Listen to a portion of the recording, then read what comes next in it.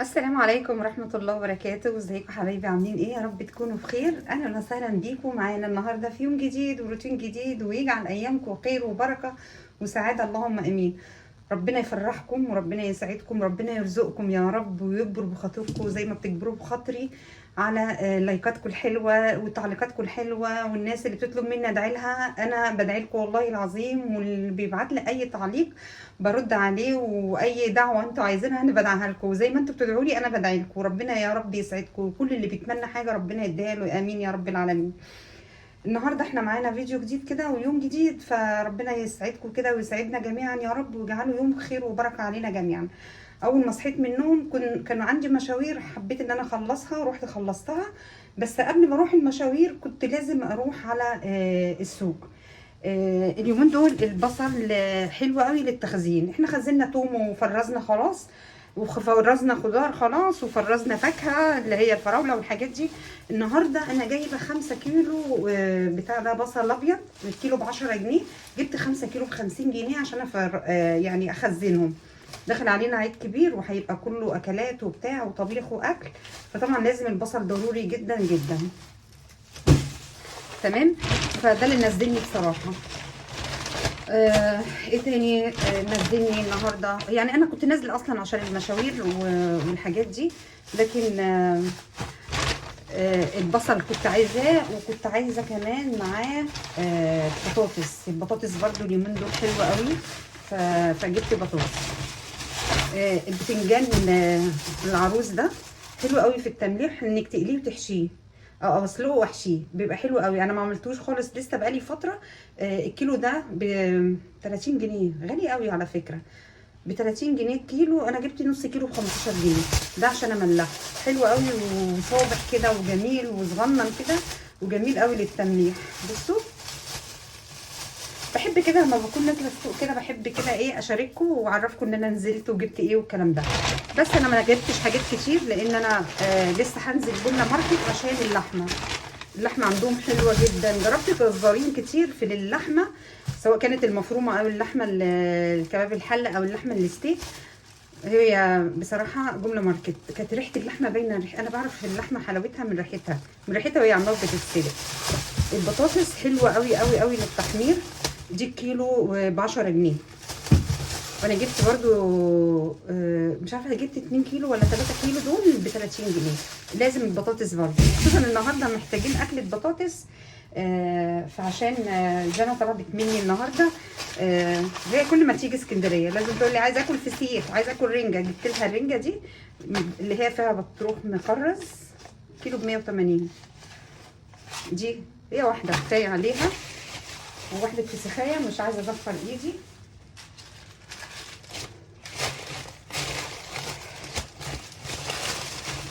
يعني احنا لسه واكلين فسيخ في شم النسيم. الفسيخ ما كانتش معانا في شم النسيم، مش عارفه كانت معايا ولا مش معايا، مش فاكره.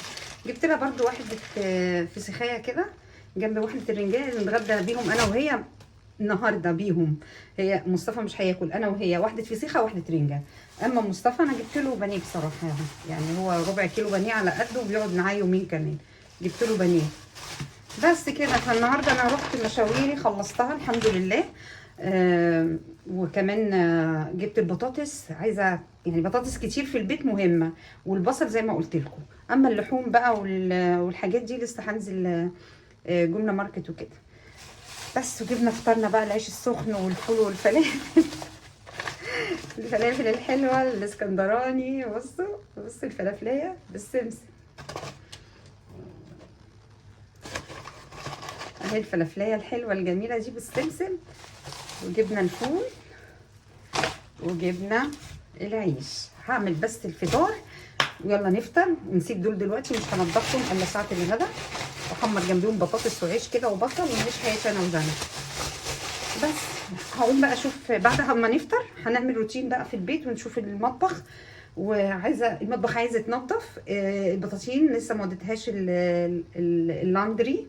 ايه تاني؟ السجاد نضيف انا هعمله بالمكنسه وهعمل وانزل الستاير اغسلها وكده. فالنهارده انا في الروتينات، انا النهارده مش عارفه ابدا بالمطبخ النهارده اعمله لكم ولا اعمل الريسبشن، لان انا ما عملتوش. دخلنا اوضه جنى ورصينا الهدوم وخد وقته الفيديو مني وكده، فما لحقتش اعمل طبعا الريسبشن.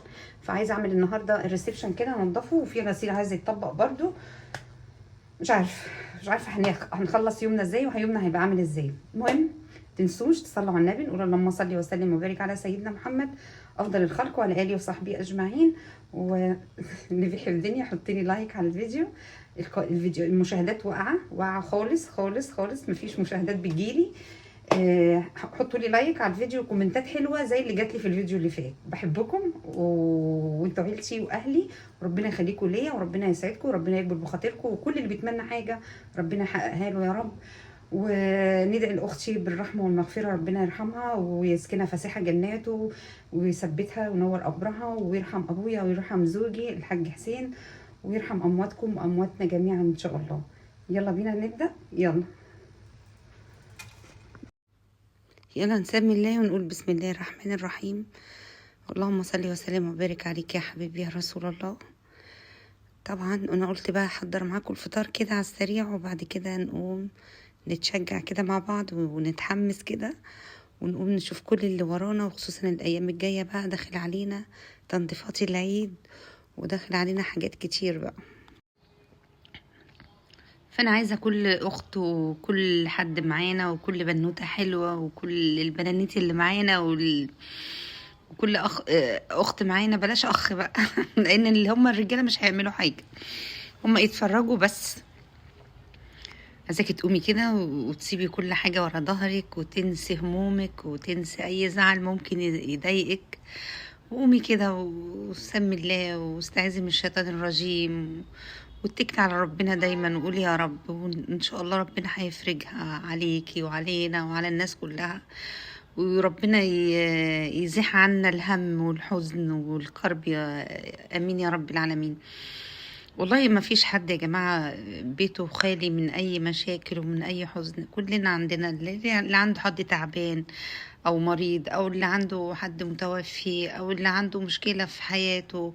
فكل الناس والله العظيم عندها ده كرب، وده امتحان من ربنا عشان احنا نصبر ونقول يا رب، ونلتجئ لربنا دايما وندعي له. فخلينا كده يعني ايه متفقين على ان الحياة ما تنفعش من غير تعب. يعني ربنا بيقول إن خلقناهم في كبد اللي هو التعب والمشقة. فكلنا عندنا، وكلنا تعبانين، وكلنا عندنا كرب، وكلنا عندنا حزن، وكلنا عندنا هم. بس احنا مع بعض كده عايزين ندي لبعض دي طاقة إيجابية كده، نتشجع، نقوم نشوف اللي ورانا، نشغل نفسنا، ما نقعدش كده نحط ايدينا على خدنا ونقعد نفكر في اللي فات واحنا دايما بندعي لأمواتنا، وبندعي دايما ربنا ان ربنا يرحمهم، وربنا يسكنهم من الفردوس الأعلى إن شاء الله. فالحياة بقى بتمشي بقى، نقوم نشوف بيوتنا ونشوف ولادنا، وداخل علينا امتحانات بقى خلاص آخر السنة في جميع المراحل، يعني الابتدائي والاعدادي والثانويه العامه داخله وكليات. فطبعا احنا كأمهات بنبقوا في الفتره دي بيبقوا في ضغوط علينا، يعني ضغوطات كتير قوي قوي قوي. فالام ما هي الا ايه؟ المكنه اللي بتشغل البيت كله، تكون دايما واقفه وصلبه وثابته قويه، تكون دايما سعيده ومبتسمه، يعني ما بينش حزني قدام ولادي دايما، يعني احاول دايما ابتسم، لان طبعا ده لو الحزن غيم على البيت كله هيجيله طاقه سلبيه، محدش هيقوم يعمل حاجه، لا انا هقوم اطبخ ولا اعمل اكل ولا هنضف البيت، ولا ولادي هيقوموا يشوفوا مذاكرتهم ويشوفوا حياتهم وتمارين الكوره بتاعتهم، ولا تدريبات الكوره بتاعت مصطفى. لازم يا جماعه الام دايما تداري وتخبي وتحاول تبين دايما ان هي مفيش حاجه عندها، مفيش مشكله، انها بتضحك، انها مبتسمه. ما تحاوليش تحزني البيت حواليكي، لا. الحزن يكون جوايا انا، بيني وبين نفسي في اوضتي بالليل، ممكن افتكر حاجه ابكي عليها، ازعل، لكن ما خليش حد يحس بيا. ليه؟ انا عارفه عيالي هيتضايقوا ومش عايزين الجو ده، فبنحاول ان احنا قدامهم نكون مبتسمين ثابتين، بنتنشط، بنتحرك، بنعمل كل حاجه. يعني عندك حاجه، عندك مشكله، خليها بينك وبين نفسك في قلبك، وبينك وبين ربنا، صدقيني ربنا مش هيسيبك. والله العظيم احنا كأمهات عشان ربنا حاسس بينا وعارف ان احنا في تعب وان احنا في مشقة وان احنا في كرب وشايلين هموم كتير وشايلين حزن كتير. والله العظيم ربنا بيقف جنبك، ومدائة لما فرجت ربنا يفرجها علينا، وربنا هيوسع رزقك وهيديكي عشان خاطر تقدري تصرفي وتوقفي البيت ده على حيله كده. والبنات اللي هي عندها مشكلة واللي نفسها تتجوز ربنا هيرزقها بابن الحلال ان شاء الله، اللي هيجي لها ويرزقها وكل حاجة بوقتها صدقوني. بس احنا دايما نقول يا رب، هو ربنا عايزنا نبقوا دايما ندعي يعني هو ربنا بيحب العبد اللي بيدعي دايما، اللحوح في الدعاء. لحوا وادعوا دايما، يعني ما تملوش. بس زي ما قلت لك اهم حاجة ما تبينيش، خلي بيتك دايما منور، خلي بيتك دايما نضيف، خلي بيتك دايما فيه طاقة إيجابية جميلة. دخلي الشمس ودخلي الهواء، نضفي، اطبخي، اغسلي مواعين، ما تمليش من الكلام ده. ما تناميش لحد الظهر ولا لحد الساعة 1 2، لا قومي. النشاط والحركة بدري ده بيدخل البركة وبيدخل كل حاجة، وبيدخل الخير على البيت. نهوي بيوتنا وندخل الشمس ونشغل القرآن، كل ده بيدخل في بيتك الطاقة الإيجابية الجميلة ويجيب لك الرزق ويجيب لك الخير ويجيب لك البركة. وابعدي بقى المرض والهم والحزن كله يعني فربنا يسعدكم كده، وربنا يبعد عنكم اي حاجه وحشه، وربنا دايما يرزقكم وفكوا كربكم وفكوا كربنا يا رب. ودايما قولي اللهم اني اعوذ بك من الهم والحزن، واعوذ بك من العجز والكسل، واعوذ بك من غلبة الدين وقهر الرجال. نقوله تاني، اللهم إني أعوذ بك من الهم والحزن، وأعوذ بك من العجز والكسل، وأعوذ بك من الجبن والبخل، وأعوذ بك من غلبة الدين وقهر الرجال. حلو قوي الدعاء ده، أنا بقوله دايما. شغالي القرآن في البيت، حلو جميل، ادعي دايما ربنا وتصلي. فالدعاء أهم حاجة يا جماعة، الدعاء والله العظيم. بصوا بقى انا عملت ايه. يعني كان عندي غسيل، طبعا غسيل جنى كان كتير جدا وهدومها كانت كتير، يعني اللي احنا شفتوه في الفيديو اللي فات كان حاجات لسه، كان نص الحاجات، لكن بقيتها كانت متنشره وكان فيها غسيل اتغسل وعايز يتطبق، وطبقته اللي هي البيجامات الشتوي كلها بتاعتها، وكانت اللي هي السلوبيتا اللي هي الكاو ديت كانت برضو مغسوله ولسه هتتشال.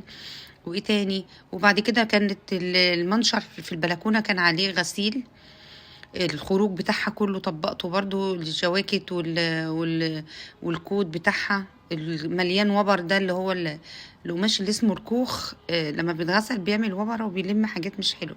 فانا غسلته وحسيت ان هو كانه ما اتغسلش. النهارده الجمعه، جمعه مباركه عليكم يا رب، ربنا يرزقكم ويفرحكم ويسعدكم دايما يا رب، ويسعدني ويجعلها جمعة مباركة علينا وعلى كل المسلمين إن شاء الله. أنا بسجل الفيديو أهو قبل صلاة الجمعة عشان الفيديو يلحق يحمل وينزل لكم إن شاء الله على بالليل. النهاردة معزومين برا عند صاحبتي أنا وجنى، لو عرفت أصور لكم هصور لكم إن شاء الله برضو العزومة بتاعت النهاردة. عايزين فيديوهاتنا كده يكون فيها تغيير وفيها كده تجديد يعني ان شاء الله، عشان كده تعجبكم وتحطوا لي اللايك بتاعكم بقى.